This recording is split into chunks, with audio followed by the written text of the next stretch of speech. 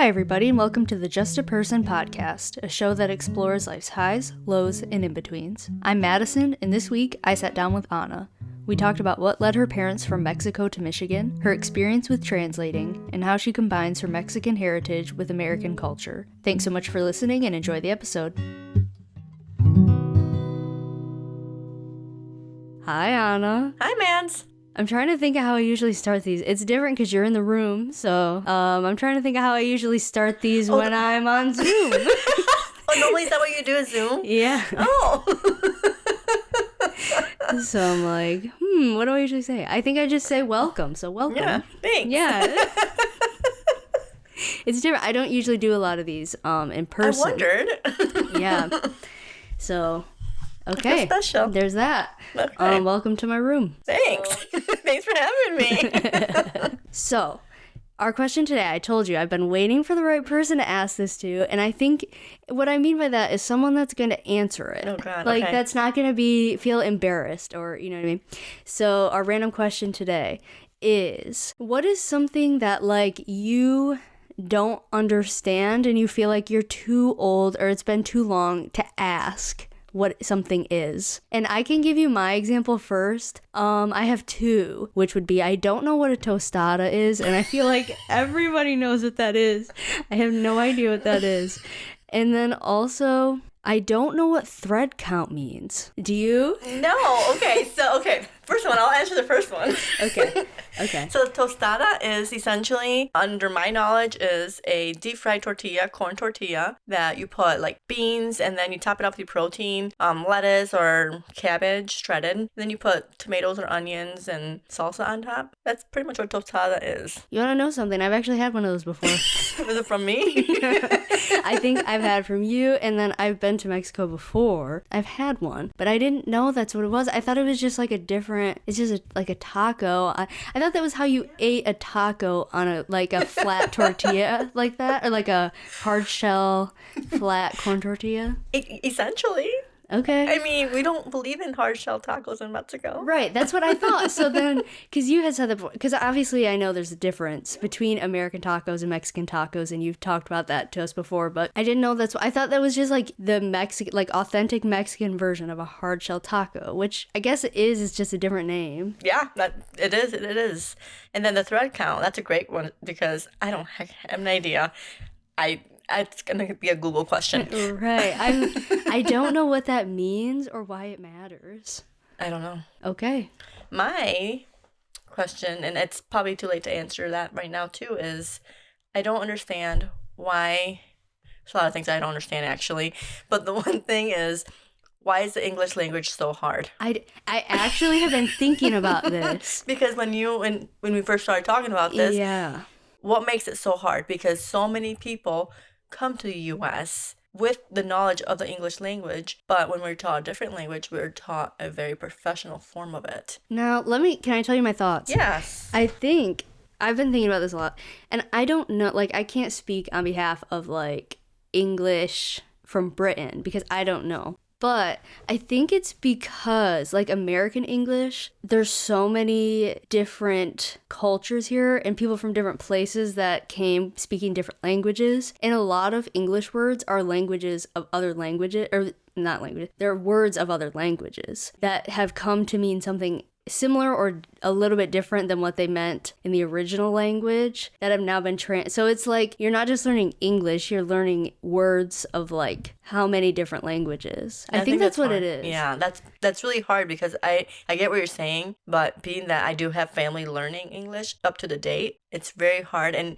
we discussed it's very hard for older people to learn it, but even for little kids, it's just a really hard language, but everybody seems to understand it. It's just hard to speak it. Yeah, I agree. So. I don't know why. And there's a lot of weird rules with it too. I don't know what that's about. That's a good question. That's just my own thoughts. But yeah, I was thinking, I was like, who's going to be honest with me about the things that they don't know? Anna will. Yeah, and it's hard. It is still hard for me to, there's some words I don't understand and I will never understand. Even if I Google it or, dictionary it. I'll stick with the ones I already know. Yeah. Or use Spanglish. Well, I guess that will bring us right to our topic today. So I've known you, I was thinking about this, I've known you since I was like 10, Yes. which is crazy because that means I've known your sister since she was like 5, Yeah. which is so crazy. Oh, yeah. That's so weird. I've known her almost her entire life. That's so weird. It's awesome. But you started dating my cousin when you guys were in high school and I was in elementary school, and he used to pick me up from school, and I met you because he brought me to your school. You guys had like a meeting or something and I didn't have anywhere else to go. So I came to your meeting and that's how we met. I remember you getting me in the back seat. Mm-hmm. Yep. Yeah. Yeah, I've known you a very long time, and I feel like you and I, for whatever reason, have always been able to have like just a conversation about pretty much anything. Yeah. For some reason, I feel like we always find ourselves in a situation where it's just you and I in the silence for like hours. And we can do it. Yeah. So we have to talk, like, you know what I mean? Oh, yeah. So today we're going to talk about your parents a little bit, your journey kind of as they were immigrants. I see the problem is sometimes people say first generation for the immigrant, or first generation is their kids. So I don't really know what's what, but that's what we're going to be talking about. What do you consider it to be? That's a good question, because I asked my mom if we were considered first generation. She said first generation to go to college. Okay. She did. My parents, both of them, went to school, but they had to ended up not graduating high school. So I'm first generation in my immediate family to graduate high school. So I guess that's where to start. Like, I was the first one to graduate high school from my family, and I'm the oldest cousin out of my dad's side. So I consider you then, yeah. Okay, so why don't you just tell us a little bit about then how you ended up in Michigan? Okay.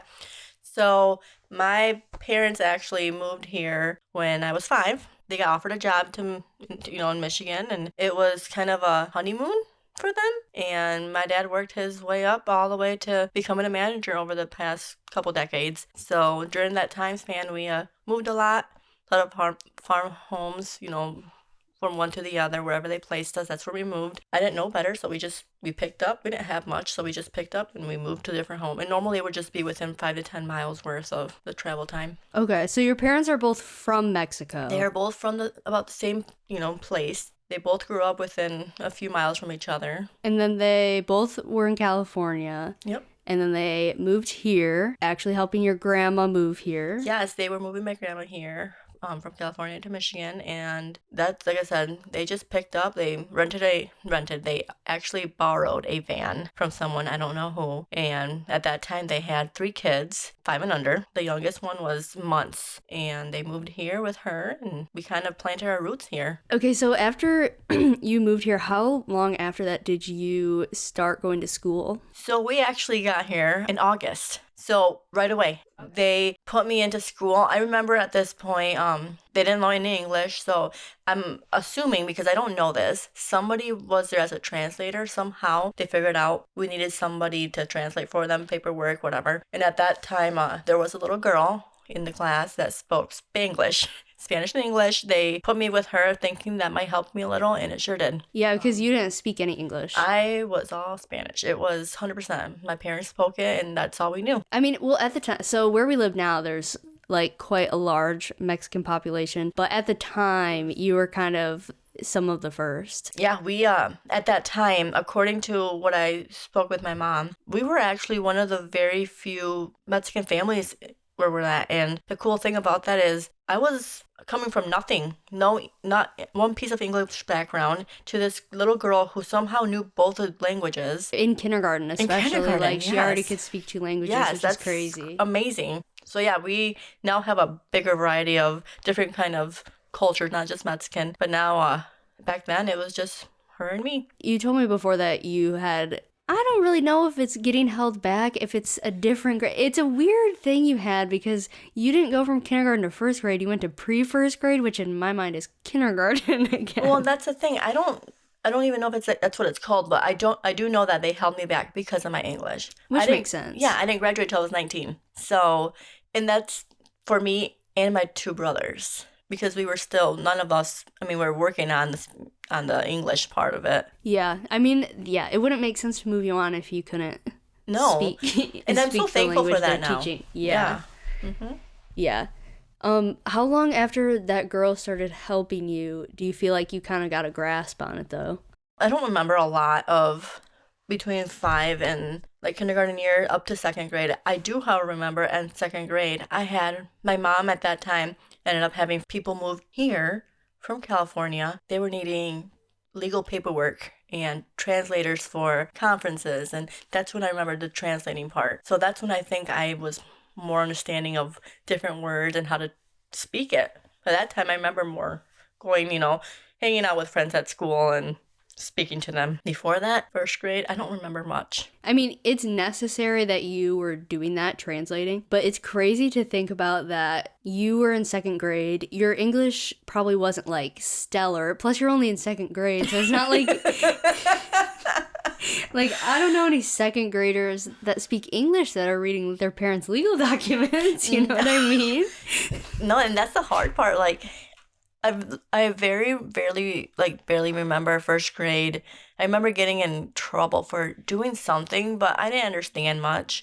It was second grade where we would just have friends over to our house and go into doctor's office and me translating for them. Well, in the medical field, they have different, words. I don't know what they are. They would expect me to translate a medicine. Oh, I don't know what it's called. Right. And it's hard. But now, luckily, now they have more Google Translate and all that. They don't need a second grader going in with them. And and I think now they usually have people at they probably saw you and they're like, we can't be doing this. Like, this girl doesn't know. She's like 7. She doesn't understand heart disease. Like, no, I don't. And another thing is, if they tell you while you're there, some sort of infection, you can't translate, and then it could get worse. Yeah. So that's not good. Yeah, I feel like that's something people don't think about. Like, you're learning words at school. You're probably learning like cat, dog, house. Basics. You're not learning like amoxicillin. You know what I mean? I don't know what that means. Right. No, that was one of the worst things to do was translate at a doctor's office or hospital or even legal documents. They would ask me to read legal documents. I don't know what this word means, like section whatever. Don't ask me. Well, then my parents would say, well, what are you going to school for? And now I laugh at that. I do, because as an adult, I'm like, well, because I don't know. Yeah, you think about like your daughter now having to do that. Yes. It's like, I wouldn't trust her to do that. No. That's funny. That's true, though. Yeah. I mean, you weren't much older than her right now. So you mentioned to me before you were translating for all kinds of people throughout like middle school, high school, and that they even started to pay you because they were pulling you out of class. Yes. What was that like, always kind of having to be the one to do that stuff? I remember, I want to say middle school, they would pull me out of class. They would have a new student. We had a lot of migrant workers come in, and they'd come in for a couple weeks, a couple months, and then they moved to a different camp. I knew when I got a call on the teacher's phone, and they would say my name, I knew what it was for. And all the kids in this class would be like, oh, so you go into the principal's office? No, I had to go translate. And I hated it because, 1, I didn't know the parents. 2, I didn't know the kid. And 3, I didn't know what they wanted. So it was most likely they wanted to know if they got the shop record, if they had the birth certificate. And a lot of times they didn't have ID. So it's awkward for me. So in high school, it got a little bit better. I still got pulled out, just not as much. And I think at that time, they were bringing in more real translators, people that actually had degrees in translating. But middle school, it was still 6th and 7th grade. Just a pain because I didn't know the process. My mom would take care of it and everything, and I would just have to introduce myself and say, hey, my name is Anna. I'm here to translate for you. And a lot of times they had a lot of dialect. They had a lot of, they couldn't speak even Spanish well. They didn't speak the Spanish that I spoke because a lot of people are not from Mexico when they come here from camps. They're from further south. So that was hard. Yeah, I guess I never thought about that, but people probably do assume that just because you speak Spanish, you could understand anything anybody's saying. I can't. And I really don't think I want to. No. I'm sorry, that sounds horrible, but it's true. Now, you had mentioned to me, and well, also I saw this because I've known you most of my life, that your parents were really strict because they didn't really know the culture. I mean, anytime you go anywhere, you think you have like ideas about the people. So what was it like? It was like pretty strict. So you went to school, went home, and it's kind of like two different worlds. Completely. I would hear friends say, I'm having a birthday party this weekend. Want to come? I think I'd talk to my mom and dad. I would, talk to them, and they want to know everything about the family. Who is it? Where do they live? Just every little detail. They would have to meet them. Like, they would want to meet the parents, and a lot of parents would be weirded out by that. They didn't think that. And nowadays, like, it's different, but back then, like, in high school, my friends would want to go to the beach. This was, you're talking junior year. All to the beach. They had their licenses after school, and I couldn't go. I mean, my curfew was 9 o'clock. It was normal for me. I didn't know any better. My curfew was very strict, being that I was the oldest and there was the girl. They took that very serious. I didn't have a cell phone either. Like, you didn't get a cell phone until you were 12th grade. Until you're 12. Until you're senior year, 12th grade. So it wasn't like I could just text them, hey, can I go to the beach? No, you had to talk to them in the school office, say, hey, can I go with a friend? No, you know your rules, like, come home. Once I hit senior year and I was dating Andrew, which was another story, I was not allowed to date. Like, that was another rule. I saw my friends dating, and I wanted to have a boyfriend, but they wanted me to focus on school. I think their main goal in life was for us to better ourselves and focus on school and become something out of of ourselves. Having Andrew as my husband made a complete different scenario after we got married, because before that, I didn't know any better. I didn't know that curfews could be later. I didn't know people snuck out. Like, that was never in my plan. I had to go through my brother's room down the stairs, through a kitchen, in order to get out of the house. But it was just never in my plans to sneak out. And the rules, I had the weirdest, strangest, I couldn't pluck my eyebrows, couldn't cut my hair. Why? I don't know, and until this day, I don't even know either. Before we move past this part of your life, I want to bring up two things. The first being, I'd like for you to tell the story of the one and only time you went to a birthday party and what you did. Oh, no. On the podcast, okay. Yeah, I had to. I mean, you should have known when you told me I was going to bring it up. The funny thing is, I knew this family so well because they lived across, like, right around the corner from me. So I thought it was completely normal. We, as Mexicans, like to smash people's faces and cakes. We can see where this is going. Google it. YouTube it. It's a thing. We just do it. I think after COVID it kind of stopped, but before then, like, I thought it was a normal thing, so I smashed this boy's face in his cake. I'm not sure he appreciated it, and I don't understand why he did it. I think the deeper you got in the cake, the better, because you got it all over your face. But I do have pictures of, like, my little sister getting her face just covered in cake, and she was crying. Like, she was like 7. It's only fun for the people watching. It's not fun for the person that's happening to. You get your whole face full and you can eat it off there. Yes, I did not know that was not a thing. That's pretty funny. So I like that. I don't think I got invited to ever again to another one. They all saw how you were behaving. They're like, no, not me. And then the other day I was asking everybody, what is the best birthday you've ever had? And I'd like for you to talk a little bit about your quinceañera. I don't want to pass by that. Quinceañera happens at 15, for those who don't know, and I absolutely loved mine. It was one of those things that the day goes so fast. It's like a wedding day, but for yourself. And the best part of that day was I had invited my whole class. I mean, I gave out probably 100 invitations. We live in a small town, so 100 is still a lot of people.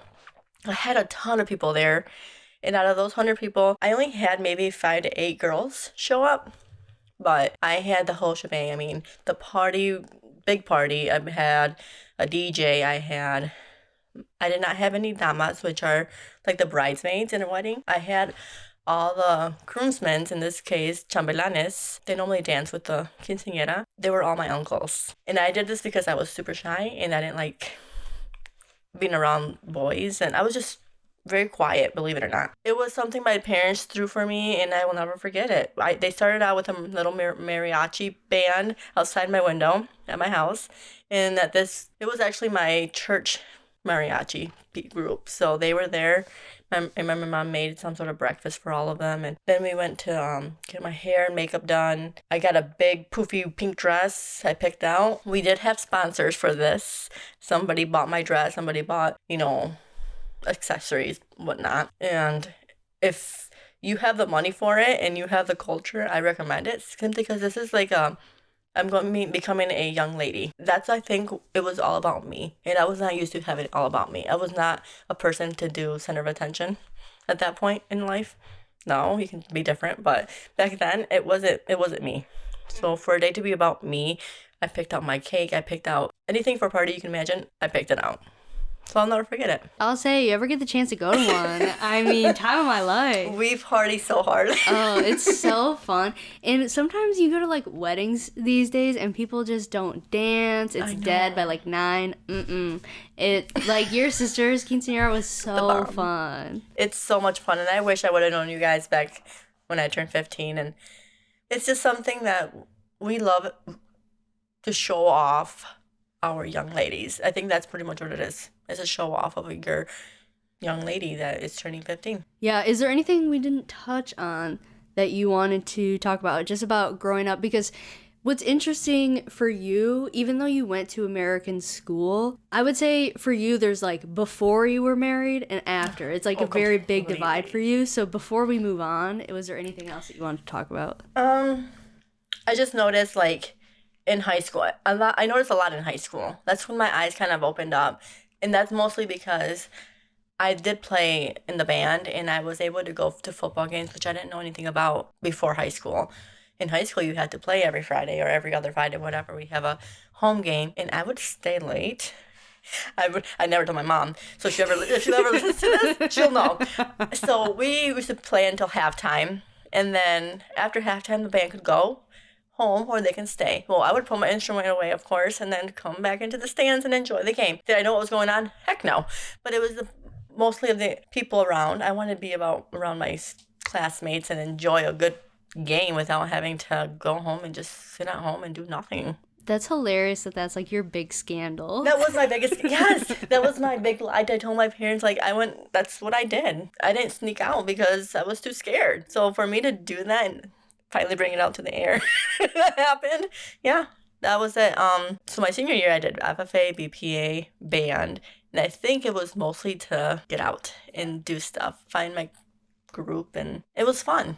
I will not forget my senior year because of that. I finally figured it out. Yeah, I think that's another one of those things, like, your parents didn't know about that kind of stuff, so, like, then you didn't know that, like, joining clubs is how you make friends, or like it can help you in the future. Or you were even saying like your parents never came to anything because they didn't even know that it meant, like, a lot of American parents go to every sporting event, every whatever band concert, but your parents didn't even know that like that's not just like a little hobby you have. It's like it's supposed to mean something and like even help you get into college and stuff like that. Yeah, no, they didn't know. And even nowadays, I've noticed working at the school that I do, a lot of Mexican parents don't show up.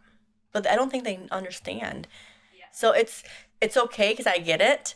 But they showed up to the concerts. But that's because they knew about that there was a concert. They knew what a concert was. They didn't know about games. I was never in sports, I think, for that reason. No, it kind of just sounds like someone's playing with their friends. Like it doesn't like, you know what I mean? Yep. It's not like, oh, people play football to go to college. Like it's just like it's something they didn't have, and so they don't know. Yep. I mean, another thing before I forget too is college itself. They didn't know what FAFSA was, like filling all that forms. They didn't know how they're gonna pay. They didn't know how to get loans out. They never had to do it. They never had anybody else to do it. So that was a big stress for them. They made me apply for so many scholarships. And when I mean so many, I got quite a bit back to where I was able to go to community college. And every semester was paid off, books were paid off, and I would get some money back. So that money back I would use towards my next books in my next semester. So when I graduated college, I was able to have I think like $500 from college, and I used that for gas. Yeah. So I managed that money pretty well throughout that time, but they were not used to it, and not until my brothers went to school that they kind of had a hand on it. My brothers are 2 years, one of us 2 years younger, and kind of give them time to kind of understand it better. Yeah, for sure. So, Okay, so you went to college and then you got married quite young. I did. We both, yeah, I don't think we both realized that until the other day. We were like, whoa. Yes. You also mentioned that the first time you went on a trip without your family was when you went, my cousin Andrew, he used to live in Montana, and you went to visit him when you were engaged. Yes, and that took a lot of persuading. So I graduated when I was 19. We dated until we got engaged, let's see, 2012, I want to say, because we were engaged for a little bit, for a year. So essentially, I had to convince my parents to let me go to Montana with his parents. Yeah, you weren't even alone. You were with his entire family, plus one of their friends. Yes, so we flew out there with his whole immediate family. And I mean, the persuading took a little bit. They finally gave in. But it was still something that they just didn't approve of until his mom told my mom that we were going to be sleeping in completely different bedrooms, which we did. Like, he had his own house, essentially. And we slept in a bunkhouse, like, completely different sides of the ranch. I was there for a week. It was amazing. I didn't have to worry about following any rules, which was new to me. And remember, I got married when I was 22. So this was right before I was 22. I was maybe 21 or 20. I was young. But this was my biggest adventure. Was everyone like sitting out at night and they look and it's 9 o'clock? They're like, where's Anna? She's already asleep. That's funny. And I don't even know why my curfew was 9 o'clock. Like, I don't even remember what I did at 9 o'clock when I got home. I remember I was like 12. I was teasing you about it. Because all the fun started when I left. Every time we were at your house. And Andrew had to drive me home because I didn't drive. Right. Yeah, that is something we forgot to mention. So you didn't get your license until you were 18, which your whole family kept up with. So 19, actually, because I didn't want to drive. Okay.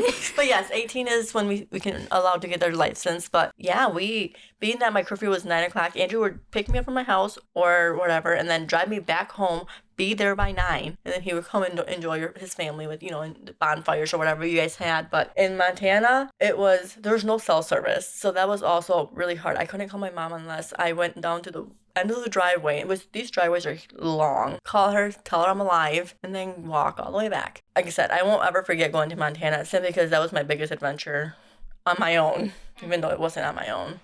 But what was your first time away from your family? First time on an airplane thing, I think, too. So yeah, it was fun. So then you got married. Yep. And moved out of your parents' house. And were you living at like a farmhouse at the time? So we did a lot of moving around. We were planning on going back to Montana to live. We lived with his parents for a little bit, and then we moved to Nebraska for 6 months, and then we ended up moving back to Michigan, and he worked for a farm. We did a lot of moving around homes until he figured out something that he liked to do. He worked at a foundry. He worked just a little bit of everything. He worked for my dad at one point, but now he's where he's at now this is his second or third year. We have our home. We've been living in there for 4 years now. We've been married will be 10 years this year. That's crazy. That's super crazy. Wow. 2010 is when we graduated. Wow. So.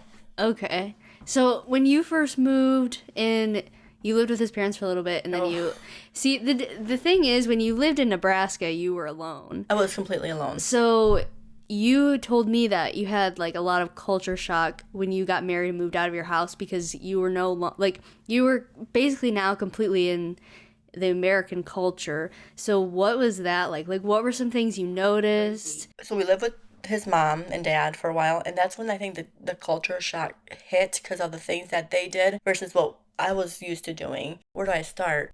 Everything. The littlest things, like one of them was, sounds dumb, but we at home, like where my parents, we used to have, I don't know, I think I told you, a fridge full of beverages, and here it was like milk, juice, and pop. Or milk, water, and pop. At least that's what they had. I didn't know any different. My mom always stocked the fridge with all the juices. It's spoiled, it's rotten.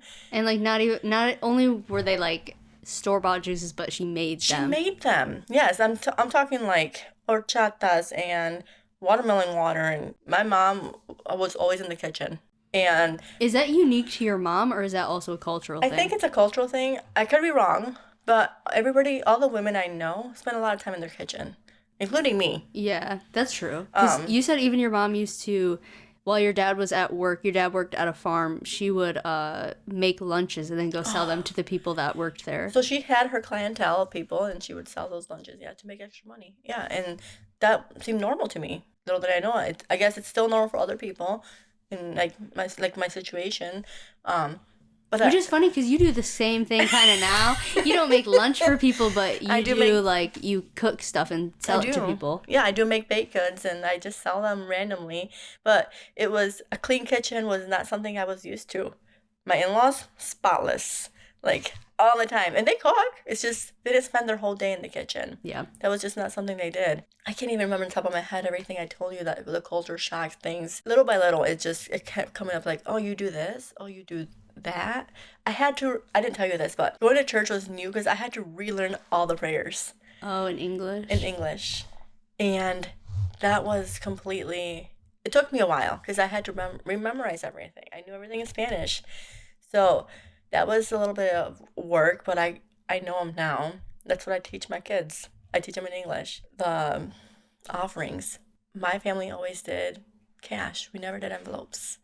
And that never hit me that was a thing. Is it like a thing for, I feel like you told me this before. I don't know if it's like migrant workers or just people that live around here that are Mexican, but like having a lot of cash on you, not like being rich, but like just carrying your like a lot of cash with you. A lot of migrant workers don't have a bank account because they move so much. Okay. My parents always had one, and they made us go to the bank and deposit our own cash. Now, doesn't mean they don't have money on them. We believe cash flow is the best flow. You don't have to worry about someone stealing your card. You have your cash on you at all times, and that's it.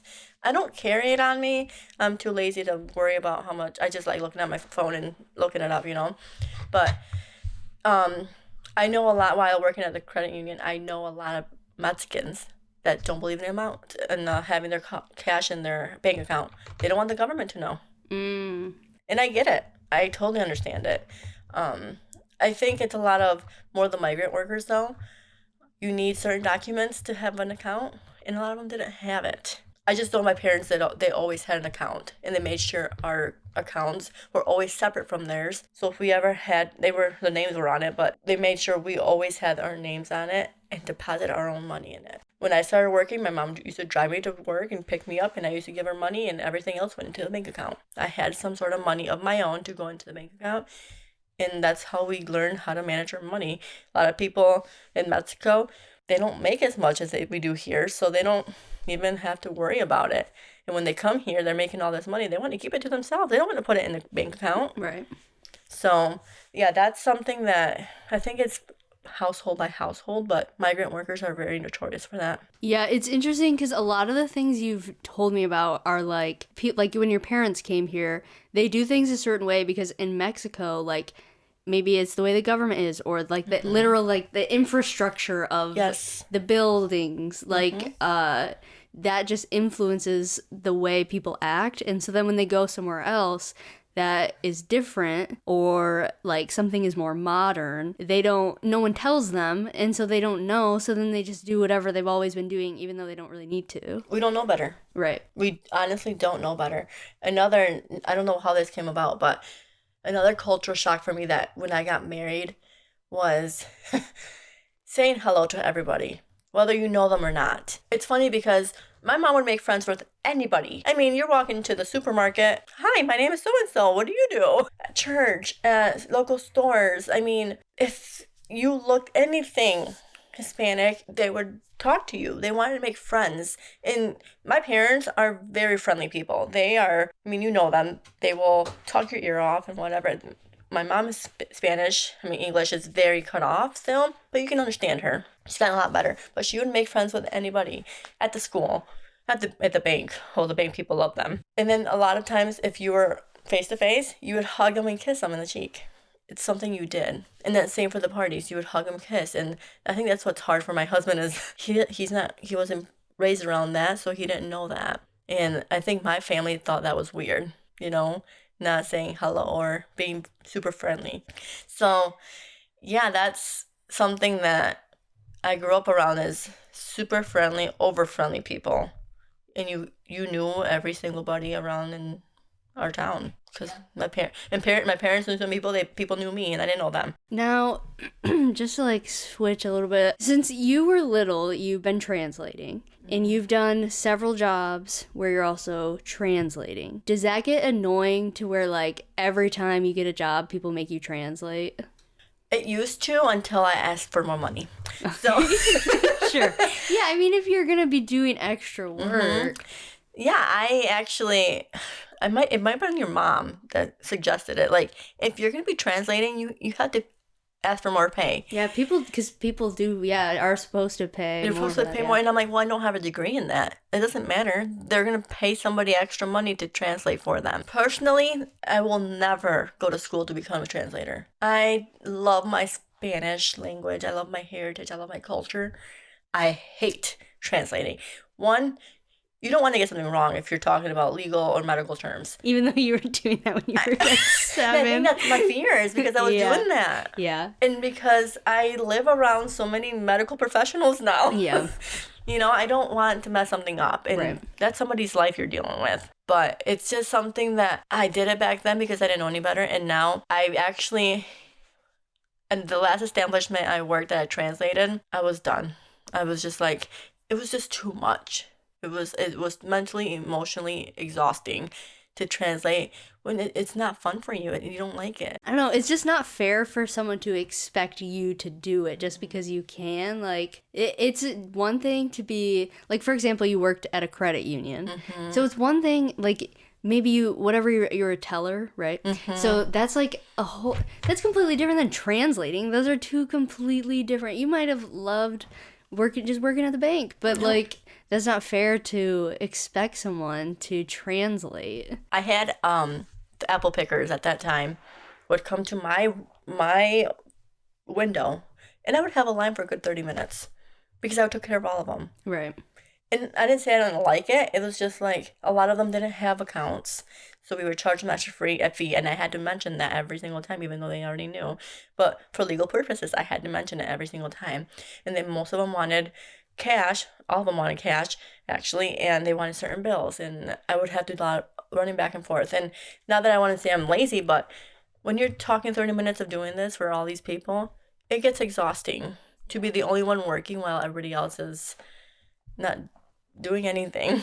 Yeah. I did a lot of new employee paperwork for some migrant workers at one of the stores I used to work with, and a lot of them were not Mexican. They had a lot of dialect, and a lot of them couldn't speak well, write, or read. So I would fill out all their paperwork. Luckily, I was able to work with 2 or 3 people, not just me, and we would get done, but sometimes we would have buses of people come in. So if you can translate and if you know 2 languages, great for you. That's huge. But people will assume you like to do it. And I think that's how my parents used to be. I know the language. I'm expected to help out people from our culture to, translate for them. And I used to get a lot of, oh, you're Mexican? Oh, you're not a gringa. No, I'm not. Just because I look white doesn't mean because I would, if I could speak the language, I would. There's some Mexicans that don't. They just speak the English and they get over the fact that they don't want to speak the Spanish that they're taught. But I was taught you help who you can. And if I saw somebody in the register, and I've done this a few times still, they're struggling, they don't speak English, I offer my help. Not that I don't like it. It feels good to help somebody without being told, hey, help them out. Yeah, without it being like placed on you, you have to do this. Yep, they're struggling. I'm going to help you out. If I see you at the register, you're brand new, you're here from Mexico or any other country that I can speak it, I will help you out.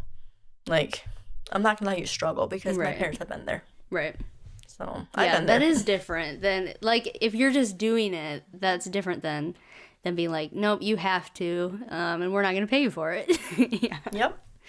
Now, just before I ask our final question, I have maybe a little fun question. What is something you prefer so you live in America, but like what's a Mexican tradition you prefer over the American version of it, and then vice versa? I got a few, but my ultimate favorite thing about Mexican versus American is we party and we party hard and we like it. Like, We we're like not it. ashamed of it. We will go 24 hours if we have to, nonstop. My parents would always bring us with them. Whatever wedding, that's another thing. Weddings, you have kids there. For Mexican weddings, you will expect to see at least 30 kids there at minimum. We had kids at our wedding, and there was nothing wrong with it. But we absolutely love partying. The absolutely one thing that, other than the party part, and is how we celebrate certain like holidays. Mexico, we celebrate Christmas on the 24th. We have a big Christmas party. On the 25th, it's a family event. Like, we stay with our families. With my parents, they actually moved to a different state now. We ended up celebrating Christmas this year later because of where they live, but we used to do the 24th at their place, and we used to go to church here, and then the 25th, we were spending it with you guys. If that answers your question. Yeah. So if you ever get to be a Mexican, do it. You get to be a Mexican. Party like you mean it. Also the food. I don't know if this is just because your mom makes so much food, but it's always so good. The American culture I like the food. I've learned new recipes from my in-laws. And I really like the crock pot. We never had crock pots growing up. I love my tacos and tamales and pozole, tostadas, chalupas, everything. I will eat my mom's cooking any day of most of the time. Most of her food, I will gobble it up anytime. But sometimes you just need the American food. You need a meatloaf or you need a roast. Like, I have the best of both worlds. And I have the best of both. And I say that because my mom gave me her recipes, and I still call her, Mom, how do you make this? How do you make your rice? How do you... Rice is so good. I will not make her tamales. Too much work. Everybody loves those too. I know, she makes awesome. But it's nice to have my in-laws' recipes and then her recipes. Yeah, that is kind of cool. So. Is there anything you prefer that's American? Yes. You guys are pretty chill. Like, it's a very chill culture, in my opinion. I feel like being Mexican is very stressful sometimes. And I mean that because we have to follow so many different things. I feel like my parents were very strict. And I think I told you, I think it was mostly because I was the oldest and they were young when they got married too. Like, but in the American culture, they're just chill. Like, yeah, they're strict with their kids, but it's a different kind of strictness. I like having bonfires. I don't remember having bonfires growing up. Like, this is a new thing for me. I like going just to the beach for no reason. We don't have to celebrate Father's Day and go to the beach. Like, I could just live. Was that a thing you did? You celebrated Father's Day at the beach? And we loved it. Like, all my dad's siblings would go to the beach and we would have a cookout. And I mean a big carne asada cookout where you have tortillas and everything. Like, my mom and aunts would make salads and stuff and bring it with them. But we don't have to have an event to do something, you know? Interesting. Okay. My last question is always an advice question. So let me think. I guess what would be your advice for someone that was in your shoes, that had immigrant parents, that was someone maybe, I mean, probably not a 5-year-old's going to be listening to this, but maybe they're a bit older and they don't speak a lot of English, like, you know, anything like that. What would be your advice? Well, now that I have 2 kids now. One's a kindergarten, and my advice to her, and I say this because I'm trying to teach her English because she was behind on her speech. Now that I know how it is to live the American life versus the Mexican life with all this, you know, with all the stipulations and everything, whatever you want to call them, I want to have her know that you need to learn Spanish. Like, having that double language is huge. As much as I hated it growing up because I had to do all the translating and everything like that, if you have a chance to teach your child, and I'm saying this because I'm assuming most of their listeners are older, like me or whatever. If you have kids, teach them the 2 language. It's huge. My youngest, his grandma talks to him and he like understands it. I don't know if he does, but he knows that this grandma, his abuela, he knows that he's hearing a different language. Sophia, she does understand a little bit, like te amo or This I asked her yesterday hola. if she knows any Spanish, and that was what she said. Yep. So yeah. So Yeah. if you have the chance, do it. Teach them. Now looking back, I don't regret anything I did. I am very appreciative of the way my parents raised me, because I'm not a brat. I've seen a lot of kids and adults my age that just they don't know what respect is and whatever. My parents were very strict on that. You show respect to your elders. You help everybody that you can out, regardless of their situation or whatever they done to you. And I'll keep working on my kids, making sure that they're brought up somewhat the way I was brought up and the way my husband was brought up too, because we got best of both worlds. All right. Yeah. Well, I think I mean, we can keep talking if you want to just, you want to leave your kids with somebody else, you want to just hang out. No. Take a little break. I mean, I think I got most of it in there. Like, yeah, I think we covered a lot of ground. It's there's a just lot. so much to say. I know. It's like, how do you condense it into one Right. short thing? But I think you did a pretty good job. I think we covered a lot of ground, and yeah, I appreciate. I know, like, sometimes talking about like racial or ethnic things can be a bit like hard. taboo, but I don't think it always has to be, like, you know, like I feel like this is what I was saying earlier, like you and I have always, for whatever reason, spent just a lot of time one-on-one, and I feel like we can talk about that kind of stuff, and I don't know, I don't think you care. No, I love it because people don't know, and it's nice to make them understand. Yeah. Coming from someone that is Mexican, like I'm Yeah. 100% Mexican. And the thing is, like, you and I talk about things, but you're also like asking me because you still don't know a lot of stuff about American culture. Yes. Yep. So I feel like it doesn't have to be like a scary taboo thing. So I'm glad that you came on here to do this because you're pretty open about things. So And I always will be. Yeah, I kind of have to be. I mean, like I said, my sister and I are 12 years apart, and I even talked to her about, like, did you do this? Because I moved down when she was, I don't even know, 11 or 12. Her practices with my parents were a little bit different than mine. So, Right. Yeah. So thanks for coming on here. I think Yeah. I have learned a lot from just talking to you about this, just to even prep for this. So learn about your past. You learned about your past from your mom just getting ready for this. I did. I'm so excited I learned about all of that. It's cool. Yeah, it's stuff like when I asked you and you were like, I don't really know if I'll have anything to talk about. And then it's like, well, once you like, because it's your life, right? But once you sit down and think about it, you're like, oh yeah, I've like, my life is so different than the other people that I know. Let's talk about it. Think about it. The first time you ever think about it in your whole life, and you're like, whoa. It's not something I do think about it. I don't. It doesn't. Because why would you? Why would I? Yeah. But I think my family is the perfect example of the American dream. Mm-hmm. I think that's the way to put it. They start from nothing, then they work to something, and now they have kids who they had the last one is going to be graduating college in a couple of years. So I think that's every parent's dream. But for somebody like my parents who came from a different country, that's huge. Yeah, and your dad worked up all those jobs, and now he's managing a ranch or a farm. A farm, yeah. Mm-hmm. I mean, it's pretty good. Pretty impressive. So, yeah, thanks for being on here and Thank you. sharing all this. Yeah. Thank you for having me. Thanks so much again to Anna for being on the show this week. If you have a story you want to personally share on the show, want to be read on air, or a topic you'd like to see discussed, find us on Instagram and Facebook at JustAPersonPod, or send us an email at justapersonpod@gmail.com. We'll see you next Monday with another new episode.